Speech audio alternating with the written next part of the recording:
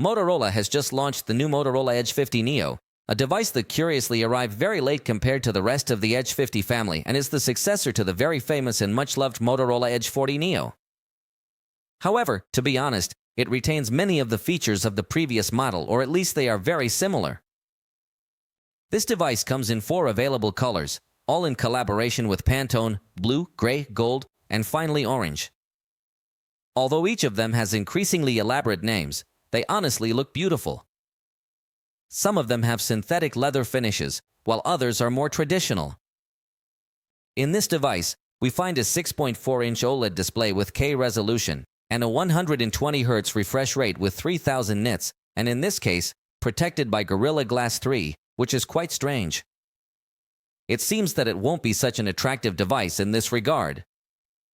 The screen, of course, incorporates the integrated fingerprint reader. Additionally, in this case, the screen will no longer be curved unlike the previous generation, so in some aspects, it seems to be taking a few steps back. The processor is a MediaTek Dimensity 7300, so in this case, we do see an evolution compared to the previous generation, and it is accompanied by 12 GB of LPDDR4X RAM and 512 GB of UFS 3.1 storage. So at least in terms of performance, it continues with the trend of offering something very high-end. However, as you can see, the design has taken a few steps back.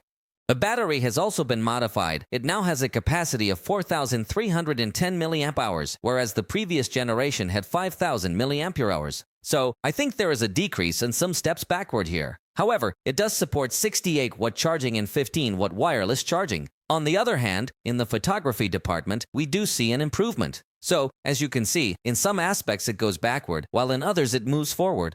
To start, we find the main 50-megapixel camera with optical stabilization, followed by a 13-megapixel ultra-wide camera with autofocus that also functions as a macro camera.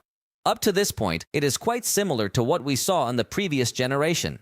However, this generation also includes a telephoto camera, incorporating a lens with 3x optical zoom, a 10-megapixel sensor, and a 32-megapixel front camera. As expected, it comes with stereo sound, although it does not have a headphone jack and maintains a slim design with a thickness of 8.1 mm and a weight of 179 g. It also maintains the IPCC level of water resistance and, in fact, has military certification, ensuring that the device withstands extreme weather conditions. For now, this device has been quietly announced in the United Kingdom. We will have to wait a few days or weeks for a launch in other regions and to learn about the adapted price. For now, the price in this region is £449, although remember that the prices here are not the same as those over there.